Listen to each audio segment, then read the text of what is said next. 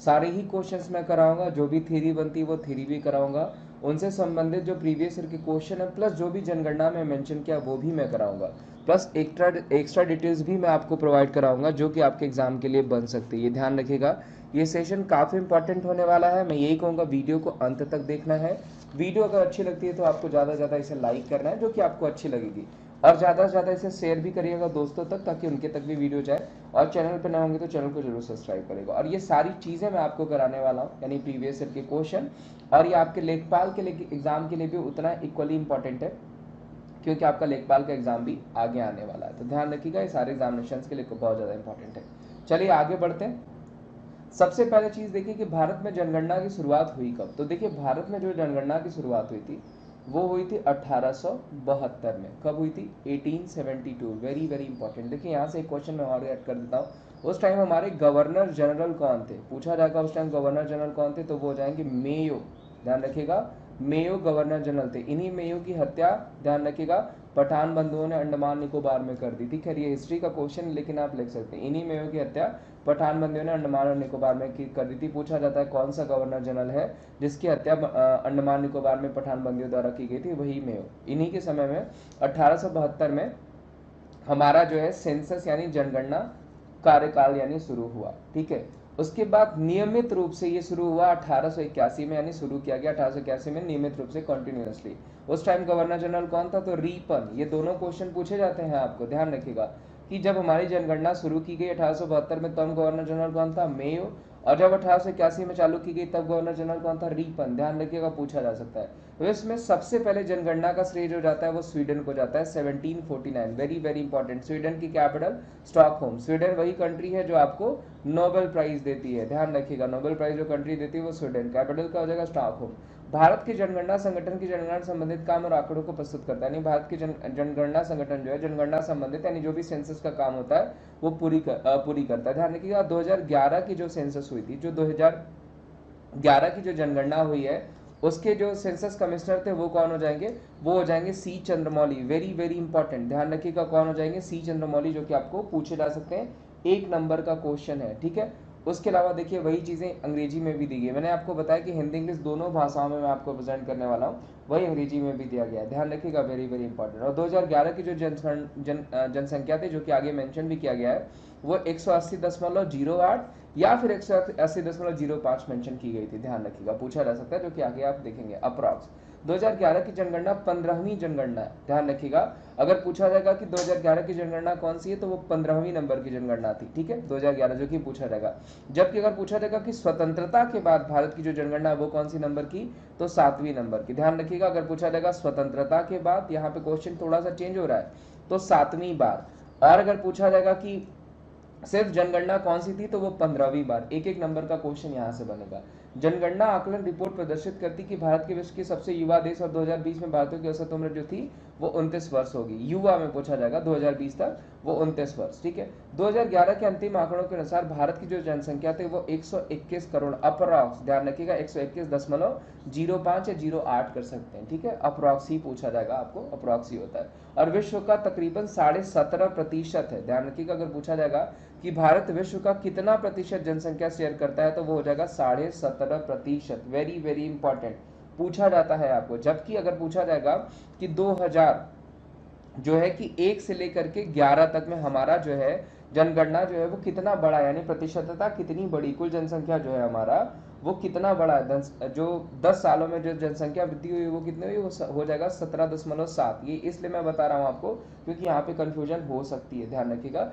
जबकि हमारा जो हम विश्व का कितना शेयर करते हैं वो हम 17.5% शेयर करते हैं। देखिए दोनों लाइन यहाँ पे मेंशन की गई है। 17.7 हमारी जनसंख्या वृद्धि है 10 सालों में। ठीक है, 2001 से लेकर, क्योंकि हर 10 साल पे हमारी सेंसस होती है, जबकि विश्व का हम 17.5% शेयर करते हैं। ध्यान रखिएगा, यही चीजें आपको एमसीक्यूज में भी मिलने वाला है, तो आपको एमसीक्यू भी देना है ताकि आप अपने आप को चेक कर सके कि आप सही पढ़े हैं या नहीं पढ़े हैं। ठीक है, और वीडियो अच्छी लगेगा दोस्तों जो जल्द लाइक करेगा। आगे बढ़ते हैं। देखिए मैंने बताया आपको 121.05 या 08% हमारी जनसंख्या है। 2011 की जनगणना के अनुसार भारत की कुल जनसंख्या, नगरीय जनसंख्या कितनी, यानी हमारे शहरी इलाकों में हमारी जनसंख्या कितनी है तो वो हो जाएगी 31.2। Very very important.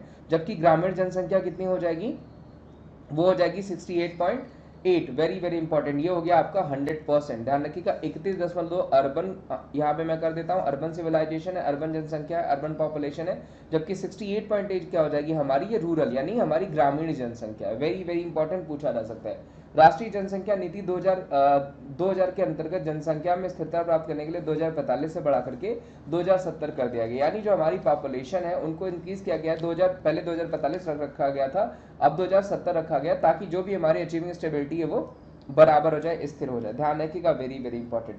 वही हमने बात करी कि पूछा गया आपको कि हमारी जनसंख्या कितनी, तो ध्यान रखिएगा शहरों में 31.2, वेरी वेरी इंपॉर्टेंट।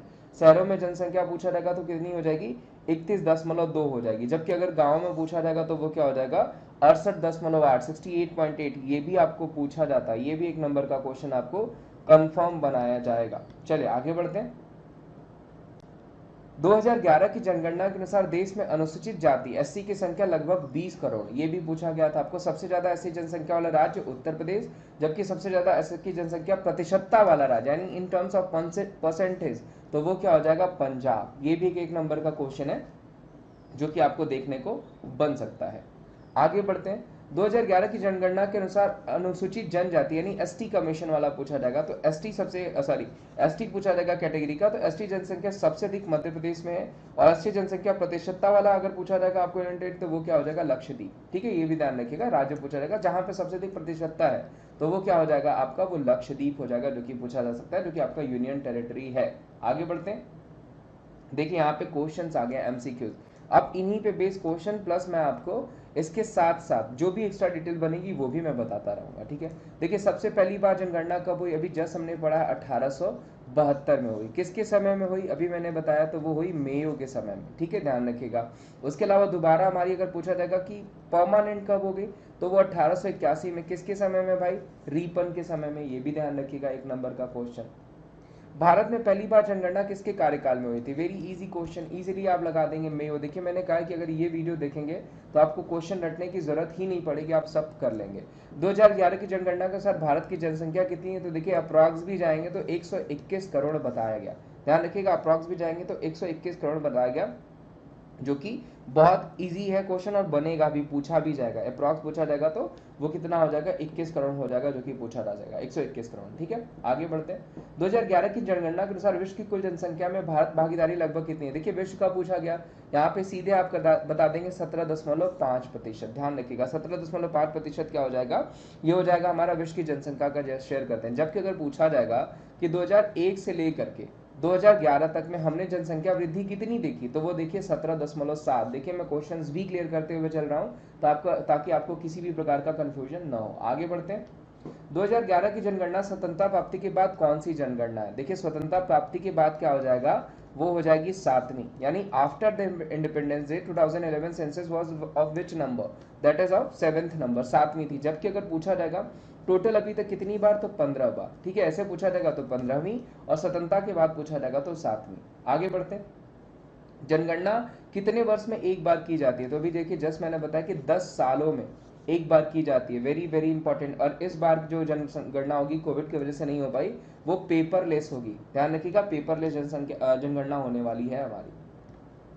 2011 की जनगणना के अनुसार किस राज्य का आबादी अधिकतम है, देखिए एक नंबर का क्वेश्चन जो कि पूछा जाएगा, वेरी इजी क्वेश्चन।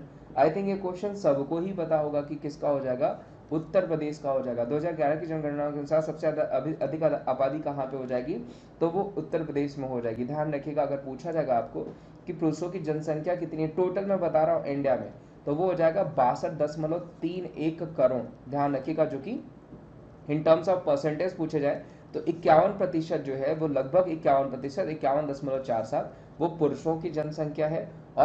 और अगर पूछा जाएगा कि महिलाओं की जनसंख्या प्रतिशत में कितनी हो जाएगी, तो 48.53%, जो कि शायद ही पूछा जाए, फिर भी ध्यान रखिएगा। अप्रॉक्स अगर बात करी जाए तो 58,000 या 59,000 के आसपास 59,000 करोड़ जो है, 59 करोड़ के आसपास, 1000 करोड़ में कह रहा हूँ, 59 करोड़ के आसपास कितनी हो जाएगी, वो हो जाएगी महिलाओं की, और 62 करोड़ के पास किसकी हो जाएगी, वो पुरुषों की हो जाएगी।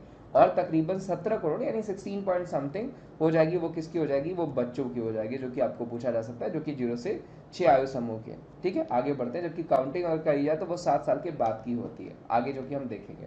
तो अगर पूछा जाएगा कि 2011 की जनगणना के अनुसार किस राज्य की आबादी अधिकतम है, तो वो हो जाएगी उत्तर प्रदेश की। जनसंख्या के आकार की दृष्टि से भारत का सबसे छोटा राज्य, ये देखिए बड़ा क्वेश्चन है जो 1 नंबर का क्वेश्चन बनाएगा, वो क्या हो जाएगा, वो हो जाएगा सिक्किम। ध्यान रखिएगा, जनसंख्या की दृष्टि से भारत का जो सबसे छोटा राज्य हो जाएगा वो क्या हो जाएगा, सिक्किम। 1 नंबर का क्वेश्चन है जो कि आपको पूछा जा सकता है। आगे बढ़ते हैं। 2011 की जनगणना के अनुसार उत्तर प्रदेश की जनसंख्या भारत की जनसंख्या के कुल कितने प्रतिशत है? देखिए ये भी बहुत बड़ा क्वेश्चन है, तो वो हो जाएगा आपका 16.50। ध्यान रखिएगा 16.5% जो है वो उत्तर प्रदेश की भारत की पूरी जनसंख्या की, यानी सबसे अधिक जनसंख्या उत्तर प्रदेश में है। ठीक है। 2011 की जनगणना के अनुसार भारत में निम्नलिखित में से राज्यों में सबसे अधिक जनसंख्या घनत्व, देखिए बहुत अच्छा क्वेश्चन है जनसंख्या घनत्व वाला, क्योंकि ये आपको पूछा जा सकता है। ठीक है, जनसंख्या घनत्व वाला राज्य पूछा जाएगा तो क्या हो जाएगा, बिहार। ध्यान रखिएगा, जनसंख्या घनत्व वाला राज्य पूछा जाएगा, सर्वाधिक पूछा गया, सबसे अधिक सर्वाधिक पूछा जाएगा तो वो क्या हो जाएगा, वो हो जाएगा बिहार। ठीक है, जबकि न्यूनतम पूछा जाएगा कि सबसे कम कहाँ पे है, तो वो हो जाएगा आपका अरुणाचल प्रदेश। ध्यान रखिएगा, सबसे कम वाला पूछा जाएगा तो वो क्या हो जाएगा आपका Arunachal Pradesh. Very very important. Sir अगर पूछा जाएगा सर्वाधिक जनसंख्या घनत्व वाला राज्य तो वो बिहार हो जाएगा, और न्यूनतम जनसंख्या घनत्व वाला राज्य पूछा जाएगा तो अरुणाचल प्रदेश हो जाएगा। होप क्लियर हो गया। इस क्वेश्चन का आंसर क्या हो जाएगा, बिहार।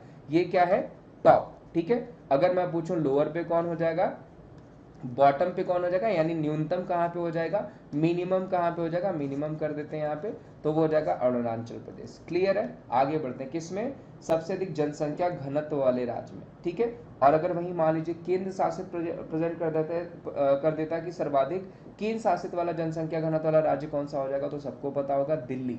सर्वाधिक केंद्र शासित प्रदेश यहाँ पे जनसंख्या घनत्व है तो वो हो जाएगा दिल्ली। जबकि पूछा जाएगा न्यूनतम जनसंख्या घनत्व वाला केंद्र शासित प्रदेश कौन सा हो जाएगा, वो हो जाएगा अंडमान निकोबार। तो देखिए स्टेट पूछा गया सर्वाधिक तो वो हो जाएगा बिहार।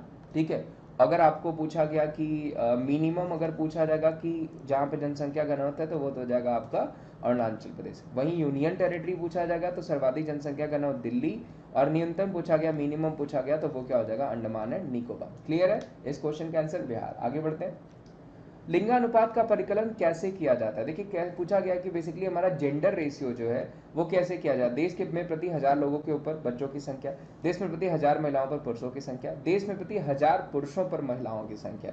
देखिए यही क्वेश्चन है जो कि आपको पूछा जा सकता है, जो कि बनेगा। इस क्वेश्चन का आंसर क्या हो जाएगा कि पर 1000 मेल पे फीमेल की संख्या पूछी जाती है। तो इस बार जो हमारा जेंडर रेशियो रहा है 2011 में, वेरी वेरी इंपॉर्टेंट, 943 1000 पे, 1000 महिलाओं पे, सॉरी 1000 पुरुषों पे महिलाओं की संख्या कितनी रही है, तो वो रही है 943। ध्यान रखिएगा, महिलाएं 943, पुरुष 1000, यानी देश में प्रति 1000 पर महिलाओं की संख्या पूछा गया तो 943 हो जाएगा फीमेल, कितने पुरुषों पे भाई, 1000 मेल पे। ध्यान रखिएगा, पूछा जा सकता है आपको, ये भी यहाँ पे क्लियर हो गया। यानी जेंडर रेशियो भी मैंने बता दिया जो कि 1 नंबर का पूछा जाता है, यानी बनेगा ही बनेगा। आगे बढ़ते हैं, 2011 की जनगणना के अनुसार ग्रामीण जनसंख्या का सबसे अधिक अनुपात किस राज्य में। देखिए ये भी बहुत बढ़िया क्वेश्चन है कि ग्रामीण जनसंख्या वाला सबसे अधिक अनुपात जो है किस राज्य का हो जाएगा, तो वो किसका हो जाएगा, हिमाचल प्रदेश। 1 नंबर का क्वेश्चन है जो कि पूछा जाएगा, ध्यान रखिएगा, वेरी वेरी इंपॉर्टेंट क्वेश्चन। कहाँ का हो जाएगा, तो वो हिमाचल प्रदेश का हो जाएगा। 1 नंबर आपका बनेगा ही बनेगा कि ग्रामीण जनसंख्या का सबसे अधिक अनुपात वाला कौन सा राज्य है, वो हो जाएगा हिमाचल प्रदेश। अगला क्वेश्चन है, 2011 की जनगणना के अनुसार भारत की कुल जनसंख्या में नगरीय जनसंख्या कितनी है। देखिए नगरीय जनसंख्या कितनी हो जाएगी, 31.2, जबकि अगर ग्रामीण पूछा जाएगा तो 68.8। अभी जस्ट मैंने आपको कुछ देर पहले बताया था। नगरीय जनसंख्या पूछा जाएगा तो 31.2%, और अगर पूछा जाएगा कि ग्रामीण जनसंख्या कितनी हो जाएगी तो वो 68.8, यानी आपका 68.8। वेरी वेरी इंपॉर्टेंट, जो कि पूछा जा सकता है। आगे बढ़ते हैं, किस राज्य में अनुसूचित जनजाति की एसटी की सर्वाधिक संख्या, भी जस्ट देखिए मैंने पढ़ा है, कहाँ पे हो जाएगा, मध्य प्रदेश। परसेंटेज पूछा जाएगा तो लक्षद्वीप। 1 नंबर का क्वेश्चन है जो कि बन सकता है। भारत में प्रभावित साक्षरता दर की जनगणना की जाती है, यानी पूछा गया which is the calculated literacy rate affected in India. कुल जनसंख्या से बच्चों की जनसंख्या या वयस्कों की संख्या 7 वर्ष की उम्र से ऊपर की जनसंख्या, यानी पूछा गया है कि जो लिटरेसी रेट है हमारा, प्रभावित साक्षरता दर है, उसकी गणना कब की जाती है, तो 7 वर्ष की कम उम्र से ऊपर जनसंख्या से। ध्यान रखिएगा, कम से कम 7 वर्ष से कम उम्र के ऊपर की जनसंख्या का साक्षरता दर, वहीं से हमारा जो है कि गणना की जाती है। सबसे अधिक अगर साक्षर प्रदेश पूछा जाएगा तो वो कौन हो जाएगा, 94% के साथ केरला। सबसे कम साक्षर प्रदेश पूछा जाएगा, यानी न्यूनतम साक्षरता वाला राज्य पूछा जाएगा, वो बिहार हो जाएगा। ध्यान रखिएगा। न्यूनतम पूछा जाएगा तो बिहार, और मैक्सिमम तो सर्वाधिक सबको बताया केरला हो जाएगा। ठीक है। 2011 में निम्नलिखित राज्य में किसकी साक्षरता दर सबसे कम थी? अभी जस्ट मैंने आपको बताया बिहार की, वेरी वेरी इंपॉर्टेंट, 60.8%, 61.8%, यानी 61.8% सबसे कम किसकी थी? बिहार की थी, जो कि आपको पूछा। देखिए क्वेश्चन आपको बनेंगे सारे क्वेश्चंस आपको पूछे ही जाएंगे। ठीक है। सबसे अधिक पूछा जाएगा तो वो किसकी हो जाएगी? केरला की हो जाएगी। कितनी प्रतिशत? 94%। आगे बढ़ते हैं। 2011 सेंसस में बता रहा हूँ, ये ध्यान रखिएगा। 2011 की जनगणना में बिहार की अनुमानित आबादी कितनी हो जाएगी? तो देखिए ये भी एक नंबर का स्पेसिफिक क्वेश्चन है, जो कि बिहार बोर्ड के लिए भी काफी इंपॉर्टेंट है। वो हो जाएगी 10 करोड़। जनगणना 2011 के अनुसार देश में सर्वाधिक जनसंख्या वाला राज्य कौन सा है, जहां पे लगभग 20 करोड़ लोग रहते हैं? देखिए उत्तर प्रदेश, अभी जस्ट मैंने बताया था, जो कि आपके लेखपाल के एग्जाम के लिए भी ज्यादा इंपॉर्टेंट है। एक नंबर का क्वेश्चन ये बनाएगा आप लोग। 2011 की जनगणना अनुसार भारत का सर्वाधिक आबादी वाला राज्य कौन सा है? देखिए ये बहुत अच्छा क्वेश्चन है। वो कौन सा हो जाएगा आपका? तो वो हो जाएगा महाराष्ट्र। दूसरा सर्वाधिक आबादी वाला राज्य पूछा है, ध्यान रखिएगा, यहाँ पे दूसरा मेंशन किया गया है। ठीक है। कौन सा वो हो जाएगा? वो महाराष्ट्र हो जाएगा। ठीक है, ध्यान रखिए। जबकि पहले नंबर पे उत्तर प्रदेश। भारत में जनसंख्या घनत्व निरंतर बढ़ रहा है, लगभग स्थिर है, कुछ कम हुआ है, पहले बढ़ा और फिर, तो देखिए हमेशा बढ़ ही रहा है। ध्यान रखिएगा, इंक्रीज कंटिन्यूअसली, हमारा जो जनसंख्या घनत्व वो हमेशा बढ़ ही रहा है, जो कि आपको पूछा जा सकता है। आगे बढ़ते हैं। राष्ट्रीय जनसंख्या नीति 2000 के अंतर्गत जनसंख्या में स्थिरता प्राप्त करने का लक्ष्य 2045 से बढ़ा करके कितना कर दिया गया? अभी जस्ट मैंने बताया आपको, 2070 कर दिया गया। ये भी एक नंबर हो गया। देखिए मैंने कहा थोड़ा सा भी अगर आपने थ्योरी देखा है तो आपको ये वीडियो बहुत अच्छी लगेगी और आंसर भी आप ज्यादा से ज्यादा कर पाएंगे। ठीक है। 2011 की जनगणना के अनुसार भारत में शहरों में रहने वाले लोगों की संख्या, देखिए मैंने क्या बताया कि 31.2% जो परसेंटेज है वो कहाँ का है? वो शहर का हो जाएगा। इजीली आप कर लेंगे, क्या हो जाएगा? 37 करोड़ जो लोग हैं वो कहाँ पे? शहर में। कितने लोग हो गए? तो 37 करोड़ लोग जो हो जाएंगे वो शहर में हो जाएंगे। ठीक है। जनगणना 2011 के अनुसार स्त्री साक्षरता दृष्टि से केरल के बाद दूसरे स्थान का राज्य। देखिए वेरी वेरी इंपॉर्टेंट, पूछा क्या गया? ध्यान रखिए, यहाँ पे पूछा गया फीमेल लिटरेसी। ध्यान रखिएगा, फीमेल लिटरेसी यहाँ पे मेंशन किया गया, जो कि बहुत इंपॉर्टेंट क्वेश्चन है। वो क्या हो जाएगा आपका? मिजोरम। दूसरे नंबर पे कौन सा हो जाएगा? मिजोरम। किसके बाद? केरला के बाद। ठीक है। आबादी की वृद्धि दर का तात्पर्य, यानी आबादी की वृद्धि दर, स्त्री और पुरुषों के बीच वृद्धि का अंतर, शहरी और ग्रामीण विकासों में आबादी के बीच का अंतर, प्रति 1000 लोगों में जन्मों की संख्या, जन्म मृत्यु दरों के बीच अंतर। तो जो सही आंसर हो जाएगा वो क्या हो जाएगा? Difference between birth rate. ध्यान रखिएगा, पूछा गया आबादी की वृद्धि दर का तात्पर्य क्या है? जन्म मृत्यु दरों के बीच का अंतर, जो कि आपको पूछा जा सकता है। ध्यान रखिएगा, अगर मान लीजिए अगर पूछा जाएगा कि हमारा जनसंख्या घनत्व कितना है, तो 382, ध्यान रखिएगा, जो कि मे भी मैंने आपको नहीं बताया आपको, वो क्या हो जाएगा? व्यक्ति पर वर्ग किलोमीटर, पर वर्ग किलोमीटर में नापा जाता है। तो 382 व्यक्ति पर वर्ग किलोमीटर हमारा क्या हो जाएगा? जनसंख्या घनत्व हो जाएगा। Very very important. जबकि हमारी साक्षरता दर पूछी जाएगी कितनी है? तो टोटल 73%। जब से सबसे अधिक किसकी हो जाएगी? केरला की। कितनी? 94%। सबसे कम किसकी हो जाएगी? बिहार की। कितनी? 61.8%। भारत का पूछा जाएगा तो 73%। किस राज्य में महिला साक्षरता की दर सबसे अधिक है? अभी जस्ट मैंने आपको बताया Kerala. Very very important, easy question भी है। भारत में जनसंख्या की घनत्व की परिभाषा की जाती है प्रति वर्ग मील व्यक्तियों की संख्या के रूप से। देखिए अभी जस्ट जो चीज मैंने आपको बताई है, इजीली आप इसको कर लेंगे। कितनी है? 382 जो है प्रति व्यक्ति वर्ग किलोमीटर। एक नंबर का इजी क्वेश्चन है, जो कि आपको पूछा जा सकता है। ध्यान रखिए, क्वेश्चन बनेंगे ही बनेंगे, पूछे जाएंगे। ठीक है, आगे बढ़ते हैं। देखिए यहाँ पे मेंशन किया गया है प्रति वर्ग किलोमीटर व्यक्तियों की संख्या के रूप में, जो कि कितनी हो जाएगी? 382। ठीक है, आगे बढ़ते हैं।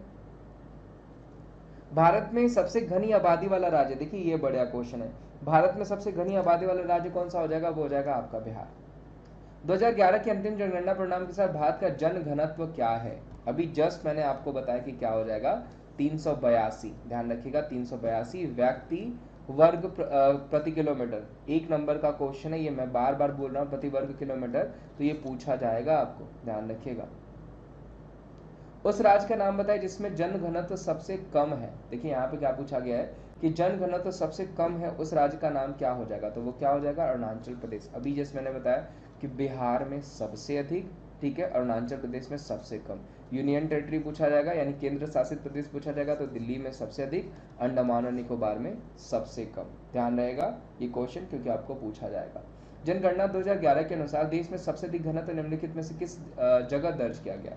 तो क्या हो जाएगा आपका? दिल्ली। देखिए यहाँ पे आई थिंक यूनियन टेरिटरीज को मेंशन, अच्छा यूनियन टेरिटरी ऑप्शन ही दिया गया है, तो वो क्या हो जाएगा, दिल्ली हो जाएगा। अगर राज्य होता तो आपका क्या हो जाता, बिहार हो जाता। जो जो चीजें देखिए मैं आपको बता रहा हूँ वो पूछा ही जाएगा। भारत की जनसंख्या में ऋणात्मक वृद्धि दर किस दशक में दर्ज की गई थी, वेरी इंपॉर्टेंट, 1911 से 21 में, ये इस बार, ठीक है, जो होगी। प्लस मैं आपको बता दूं यहाँ से क्वेश्चन कि ऋणात्मक कहाँ पे जनसंख्या ऋणात्मक में गई है, तो वो हो जाएगा नागालैंड। एक नंबर का क्वेश्चन है जो कि पूछा जा सकता है, नागालैंड में ऋणात्मक जनसंख्या वो की गई। न्यूनतम स्त्री पुरुष अनुपात वाले भारतीय राज्य की पहचान करें, यानी देखिए पूछा गया जेंडर रेशियो, एक नंबर का क्वेश्चन है जो कि आपको बनता है, यहाँ पूछा जाता है, यानी लिंगानुपात वाला राज्य कौन सा है, तो वो कौन सा हो जाएगा, जहाँ पे न्यूनतम लिंगानुपात है, तो वो हो जाएगा हरियाणा। ध्यान रखिएगा, हरियाणा जो है जहाँ पे न्यूनतम लिंगानुपात है, एक नंबर का क्वेश्चन। सर्वाधिक लिंगानुपात वाला राज्य पूछा जाएगा तो वो कौन सा हो जाएगा, हमेशा की तरह वो क्या हो जाएगा, केरला। जबकि यूनियन टेरिटरी पूछा जाएगा कि न्यूनतम लिंगानुपात वाला केंद्र शासित प्रदेश कौन सा हो जाएगा, वो हो जाएगा दमन and Diu. Very very important, जो कि आपको पूछा जा सकता है। इस क्वेश्चन का आंसर हरियाणा, ध्यान रखिएगा। सबसे कम अगर पूछा जाएगा कि जेंडर रेशियो कहाँ का है, पर मेल फीमेल जो सबसे कम कहाँ पे है, तो वो हरियाणा में, एक नंबर का क्वेश्चन है। जुलाई 2011 में घोषित जनगणना के आंकड़ों के अनुसार अभी तक गांव में रहने वाले भारतीयों के प्रतिशत क्या हो जाएगी, तो देखिए मैंने बताया था 68.8, ध्यान रखिएगा, जो कि आपको पूछे जा सकते हैं 70% अप्रॉक्स, ठीक है। 2011 की जनगणना के अनुसार भारत की किस राज्य की जनसंख्या सबसे कम है, तो किसकी हो जाएगी, तो वो हो जाएगा आपका सिक्किम। यही क्वेश्चन आपको पहले भी मेंशन किया गया था। 2011 की जनगणना के अनुसार निम्न में से कौन सा कथन सही नहीं है, कि समग्र साक्षरता दर बढ़ी है, केरल की साक्षरता दर सबसे अधिक है, बिहार की साक्षरता दर सबसे कम है, साक्षर की वृद्धि में पुरुषों की संख्या महिलाओं से अधिक है। तो ये जो चौथा ऑप्शन है वो क्या हो जाएगा, वो हो जाएगा आपका कि वो सही नहीं है। 2011 की जनगणना के अनुसार निम्नलिखित में से राज्यों में से किस राज्य में स्त्री और पुरुष साक्षरता में सबसे अधिक अंतराल है, देखिए सबसे अधिक अंतराल पूछा गया है, डिफरेंस पूछा गया, तो वो क्या हो जाएगा, वो हो जाएगा राजस्थान। ध्यान रखिएगा, साक्षरता दर में सबसे अधिक अंतराल पुरुष और महिलाओं में, ठीक है, कहाँ पे हो जाएगा, तो वो हो जाएगा राजस्थान में। एक नंबर का क्वेश्चन ये भी है जो कि आपको पूछा जा सकता है। तो देखिए ये सारे आज के क्वेश्चन थे। उम्मीद करता हूँ ये सेशन आपको अच्छा लगा होगा। अगर यहाँ तक आप वीडियो देख रहे हैं तो वीडियो को जरूर लाइक करिए, चैनल पर नए हैं तो चैनल को जरूर सब्सक्राइब करिए, क्योंकि मैं ऐसे बहुत सारे अच्छे अच्छे कंटेंट्स आपको प्रोवाइड कराता रहता हूँ। और वीडियो को ज़्यादा से ज़्यादा शेयर भी करिएगा, ठीक है। अब मैं यहाँ पे आपको रेगुलर ऐसे कंटेंट प्रोवाइड कराऊंगा जो कि आपके एग्जाम्स के दृष्टि से बहुत इंपॉर्टेंट है, जो कि 2 से 3 नंबर आपको हर एग्जाम में बनाते हैं। तो उम्मीद करता हूँ सेशन अच्छा लगा होगा। आज के लिए बस इतना ही। Thank you so much, bye bye, take care, ध्यान रखिए, और चैनल को सब्सक्राइब और शेयर करना बिल्कुल मत भूलिएगा। चलिए।